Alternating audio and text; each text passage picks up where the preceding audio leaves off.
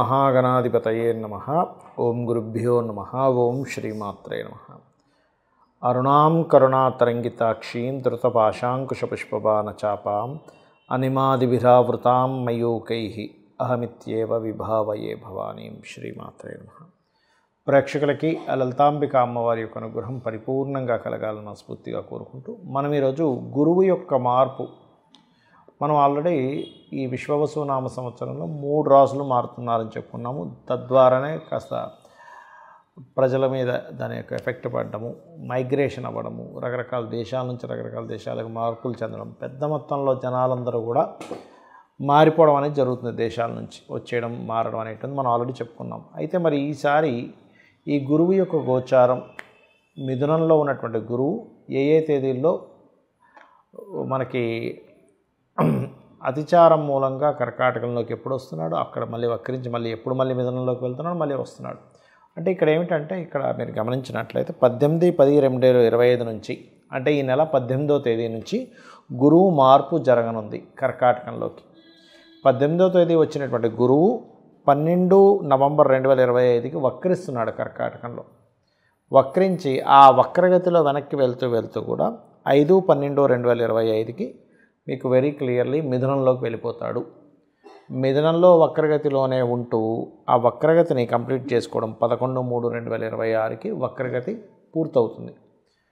వక్రగతి పూర్తి అయిన తర్వాత మరలా 2/6/2026కి, అంటే నెక్స్ట్ ఇయర్ జూన్ 2వ తేదీకి కంప్లీట్గా మరలా కర్కాటకంలోకి వస్తాడు. అంటే ఏమిటి, ఈ 5 మార్పులు, గురువు మార్పుల వల్ల ఏ భావాలు, ఏ రాసుల వారికి ఏ భావాలు ఎఫెక్ట్ అవ్వనున్నాయి, ఏ విషయంలో మీరు జాగ్రత్తగా ఉండాలనేటువంటి అంశాలు చెప్తుంది. నేనైనప్పటికీ కూడా చెప్పిస్తుంది సాక్షాత్ లలిత అమ్మవారిగా భావిస్తూ తెలుసుకుందాం. వృశ్చికం వారికి కనుక చూసుకున్నట్లయితే ప్రస్తుతం మీకు గురువు అష్టమ స్థానంలో ఉండి ధనస్థానాన్ని చూసి ధనాభివృద్ధిని ఇస్తున్నాడు. అంటే గురుబలం ధనాభివృద్ధికి ఉంది. కానీ ఈ 18వ తేదీ 10వ నెల నుంచి గురువు 9లోకి వస్తాడు. ఎప్పుడైతే 9లోకి వస్తాడో కొన్ని మార్పులు, ఇల్లు మార్పు, గృహం, ఇట్లాంటి మార్పులు చెందడం వల్ల మంచి ఫలితాలు ఇస్తాడు. అదేవిధంగా 9లో ఉండేటువంటి గురువు ఇక్కడ 18/10/2025 నుంచి ఆల్మోస్ట్ 11, అంటే నవంబర్ 12వ తేదీ నుంచి 2025 వరకు ఈ 24 రోజుల పాటు గురువు 9లోనే ఉంటాడు స్ట్రైట్గా అతిచారంలో వచ్చి. దీనివల్ల ఏంటంటే కొన్ని అన్నదమ్ములతో ఉండే ఇబ్బందులు కానివ్వండి, కొన్ని డిస్ప్యూట్స్ తగ్గుతాయి. ఎందుకంటే ఈ లగ్నానికి గురువు శుభుడు కాబట్టి. అంటే కొన్ని మాట్లాడుకొని సాల్వ్ చేసుకోవడము, పుణ్యక్షేత్రాలకు వెళ్ళడము, పెద్ద మొత్తంలో ఏదైనా మనకి రావాల్సిన మనీ కొంత రావడానికి అనుకూలిస్తాడు. అయితే ఇక్కడ ఈ 12/11/2025 వరకు ఉంది ఈ స్థితి. 12/11/2025 నుంచి వక్రిస్తాడు గురువు. ఎప్పుడైతే వక్రగతి చెందుతాడో వక్రించుకుంటూ అతని వెనక్కి ప్రయాణం చేస్తూ, అంటే గురువు ఎక్కడ వక్రించాడండి, అంటే నేను అనేది ఏంటంటే గ్రహాలు వక్రించినట్టుగా మనకి సోలార్ సిస్టంలో తిరిగేటువంటి వాటి మూలంగా అలా అనిపిస్తూ ఉంటుంది, గుర్తుపెట్టుకోండి. సో ఎప్పుడైతే ఈ యొక్క గ్రహం 5/12/2025 వరకు వక్రించుకుంటూ మిథునంలోకి సంచరిస్తాడు, అంటే 5/12/2025 రోజు మీకు కర్కాటకంలో కనిపిస్తున్న గురువు మిథునంలోకి ఎంటర్ అయిపోతాడు వెనక్కి వెళ్తూ. సో అది కూడా కొంతవరకు మిథునంలోకి ఎంటర్ అయిపోయిన నుంచి మరలా మీకు ధనాభివృద్ధి ఉంటుంది. అది 2/6/2025 వరకు ఉంటుంది ధనాభివృద్ధి. దాని తర్వాత ఉండదా అంటే ఉంటుంది, కానీ వేటి వల్ల ఉంటుంది అనేది తెలుసుకోవాలి మనం. ఇక్కడ మధ్యవర్తిత్వంగా కమిషన్ బేస్ మీద ధనం సంపాదించాలని ఎవరైతే ప్రయత్నం చేస్తుంటారో అటువంటి వాటికి చాలా అనుకూలంగా ఉంది. ఇక మీరు చేయవలసిన దేవతారాధన కూడా లక్ష్మీనరసింహస్వామి ఆరాధన చేయండి, దత్తాత్రేయుడి యొక్క ఆరాధన చేయండి, గోవులకి అరటికాయలు తినిపించండి, అన్ని విధాలా బాగుంటుంది. ఈ యొక్క గురువు విషయంలో చాలామందికి సంశయాలు ఉన్నాయి. ఏమంటే గురుగ్రహం, గురు బలం అంటారు, ఇప్పుడు పలానా రాశి వారికి ఉందంటారు, పలానా రాశి వారికి లేదంటారు. అసలు ఈ గురుబలం చూసుకోవడం ఎలాగా? ఇక్కడ మీరు అర్థం చేసుకోవాల్సింది ఏంటంటే గురుబలం కేవలం రాశికో, కేవలం లగ్నానికో కాదు, భావానికి చూడాలి, గుర్తుపెట్టుకోండి. అంటే గురుబలం ఒక్కోసారి లగ్నానికి ఇస్తే ఆ జీవుడు బాగుంటాడు.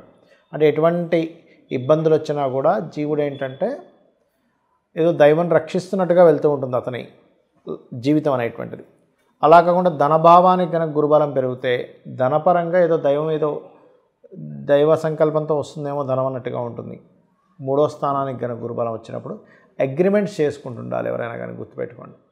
ఆ రకంగా 4వ భావానికి గురుబలం వచ్చినప్పుడు మీరు ఏదైనా ఒక ప్రాపర్టీ కొనుగోలు చేయడానికి, వాహనం కొనుగోలు చేయడానికి, ఏదైనా ఒక విషయాన్ని అంటే చూడండి, మనం ఏదైనా ఒక కంపెనీ స్టార్ట్ చేస్తున్నాం, 4వ భావానికి గురుబలం రావాలి.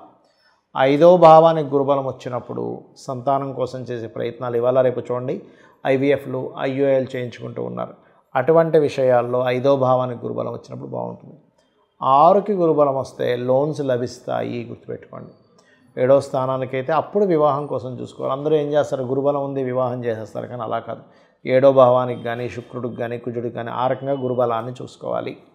అలాగే 8వ స్థానానికి గురుబలం వచ్చినప్పుడు తాతగారు ఆస్తికి సంబంధించిన విషయంలో ఏమైనా ఉంటే డిస్టర్బ్ అయినటువంటి మళ్ళీ సెట్ అవ్వడము, అలాగే ఇన్సూరెన్సెస్ మూలంగా ధనం రావడము, అదేవిధంగా జీవిత భాగస్వామి పార్ట్నర్స్ మూలంగా ధనం రావడము, అలాగే తాతగారు ఆస్తి సంబంధించిన విషయంలో ఏమైనా గొడవలు ఉంటే తీరిపోవడం లాంటివి ఇస్తాడు 8వ స్థానంలో గురుబలం. ఇది రీసెర్చెస్ లేనట్లయితే చూడండి, ఒక్కోసారి మనకి కొన్నిసార్లు మనం కొన్ని ప్రయోగాలు చేస్తూ ఉంటాం, రీసెర్చ్ చేస్తూ ఉంటాం, అకల్ట్ రిలేటెడ్ నేర్చుకుంటూ ఉంటాం, అటువంటివి యోగిస్తుంది. 9వ స్థానానికి 9వ అధిపతికి కానీ గురువుకే గురుబలం వచ్చినప్పుడు, అంటే గోచారంలో ఉండేటువంటి గురువు వీళ్ళ జన్మజాతకంలో ఉండేటువంటి గురువుతో కనెక్టివిటీస్ ఉంటాయి. అలాంటప్పుడు ప్రధానంగా ఇక్కడ మీరు తెలుసుకోవాల్సిన అంశం ఏమిటి అంటే, ఇది ముఖ్యంగా ఉపనయనము చేయించుకోవడానికి, దైవ కార్యాలు చేయడానికి, పుణ్యక్షేత్రాలకు వెళ్ళడానికి బాగా యోగిస్తుంది. అలాగే 10వ స్థానానికి కనుక గురుబలం వచ్చినట్లయితే ఉద్యోగ అభివృద్ధిని ఇస్తుంది. లాభస్థానానికి అయితేనేమో వ్యాపార అభివృద్ధిని, ఈ ఇంట్లో ఒక్కోసారి చూడండి ఏ శుభకార్యం జరగట్లేదు, ఎటువంటి సక్సెస్ లేదు అనుకునేటువంటి వారికి లాభస్థాన గురుబలం మంచిది. అయితే ఇక్కడ 12వ స్థాన గురుబలం కనుక పెరిగినట్లయితే కొన్ని పుణ్యకర్మలు చేయడానికి, విదేశాలు వెళ్ళడానికి బాగుంటుంది. అయితే ఇక్కడ ఈ విషయంలో మీ యొక్క గురువు ఎలా ఉన్నాడు, ముందుగా మీ జాతక చక్రంలో గురువు బలంగా ఉన్నాడో బలహీనంగా ఉన్నాడో తెలుసుకోండి. తద్వారా ఆ బలం పెరగడానికి గంధముతో భగవంతుని పూజించడము, గోవులకి అరటికాయలు పెట్టడం చేయండి. అలాగే మీకు గురువు శుభుడా పాప 2 లగ్నాలు ఉంటాయి, గురువర్గ లగ్నాలు, శనివర్గ లగ్నాలు. గురువర్గ లగ్నాలు అంటే మేషము, కర్కాటకము, సింహము, వృశ్చికము, ధనుర్మీన లగ్నాలు గురువర్గ లగ్నాలు. శనివర్గ లగ్నాలు అంటే వృషభము, మిథునము, కన్యా, తుల, మకర, కుంభరాశులు శనివర్గ లగ్నాలు అవుతాయి. ఈ శనివర్గ లగ్నాలకి గురువు కొంతవరకు హెల్ప్ చేస్తాడు. గురువర్గ లగ్నాలకి ఎక్కువ ఇది ఉంటుంది, ఎందుకంటే ఇది గురువర్గము, అది శనివర్గము. మరి శనివర్గ లగ్నానికి గురుబలం లేకపోతే ఎలాగా అంటే, కొన్ని జాతకాల్లో గురువు పాప అయినప్పటికీ కూడా శుభ ఫలితాలు ఇస్తాడు, ఇది గుర్తుపెట్టుకోవాలి. కొన్ని లగ్నాలకు గురువు శుభుడైనా పాప ఫలితాలు ఇస్తాడు. అదేమిటి అంటే, మీ యొక్క జన్మజాతకంలో గురువు ఉన్నటువంటి కండిషన్ బట్టి మీకు గురుబలం అనేటువంటిది ఏర్పడుతుంది. ఇది ప్రధానంగా చూసుకోవాలి. గురుబలం ఉన్నటువంటి వ్యక్తికి దైవానుగ్రహం బాగుండడము, సంతాన అభివృద్ధి కలగడము, గురువులతో మంచి సపోర్ట్ రావడము, ఇవన్నీ జరుగుతాయి. గురుబలం లేనటువంటి పిల్లలకి చిన్నప్పుడు చూడండి స్కూల్లో టీచర్స్తోనే ఎక్కువగా ఇబ్బందులు పడుతుంటారు. అప్పుడు మనం అర్థం చేసుకోవాలి, గురుబలం తక్కువగా ఉంది. మంచి కార్యాలు ఎవరైనా చెప్పినా మనకు చేయబుద్ధి కాదు, అప్పుడు గురుబలం తక్కువగా ఉందని అర్థం చేసుకోవాలి. గురు సమానుల్ని మనం తెలియకుండానే వాళ్ళతో మనం ఒక మాట పడ్డము, మనం వాళ్ళని చులకనగా చూడడం జరుగుతూ ఉంటుంది.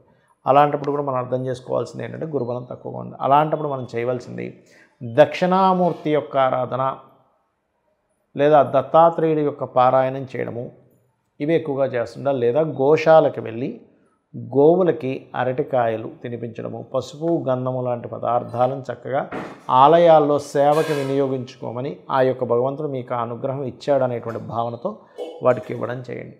అప్పుడు ఏమవుతుందంటే, గురుబలం ఎప్పుడైతే పెరిగిందో మనిషి జీవితంలో చాలా ముఖ్యమైనటువంటి అంశం. గురువు బాగుంటే జ్ఞానం పెరుగుతుంది. జ్ఞానం వల్ల అంటే మనం ఏదైనా పుణ్యకార్యములు చేయాలన్నా, దేవత ఆరాధన చేయాలన్నా గురుబలం ఉండాలి. గురుబలం ఉంటేనే మనం చేసేటువంటి దేవత ఆరాధన ఏవైతే ఉంటాయో అవన్నీ కూడా ఫలిస్తాయి, గుర్తుపెట్టుకోండి. కాబట్టి గురుబలం పెంచుకునేటువంటి విషయాల్లో ఈ యొక్క ప్రక్రియలు పాటించండి. పసుపు రంగు వస్త్రం దానంగా ఇవ్వండి మీ గురువు కనుక బాగున్నట్లయితే, లేదా శనగలు దానంగా ఇవ్వండి, గోవులకి తినిపించండి, గురుగ్రహం దగ్గర దీపారాధన చేయండి. కొన్ని జాతకాల్లో గురువు నీచపడ్డం కానీ పాపగ్రహాలతో కానీ ఉన్నప్పుడు అప్పుడు ఇంకొంచెం దాన్ని చాలామంది తెలియక గురువు బాలేడు కదండి అందుకే కనకపుష్యరాగం పెట్టేసుకుని అంటారు. అలా పెట్టుకోకూడదు. గురువు బాగుంటేనే పెట్టుకోవాలి. గురువు బాగులేని పక్షంలో వాటికి సంబంధించిన దానాలు ఇవ్వాలంటే శనగలు, పసుపు రంగు వస్త్రము, పసుపు, గంధము ఇలాంటివి దానంగా ఇస్తూ ఉండాలి. లేదా పసుపు రంగు వస్త్రాలు ఎవరికైనా దానంగా ఇవ్వవచ్చు ఆలయాల్లో ఉండేటువంటి వారికి.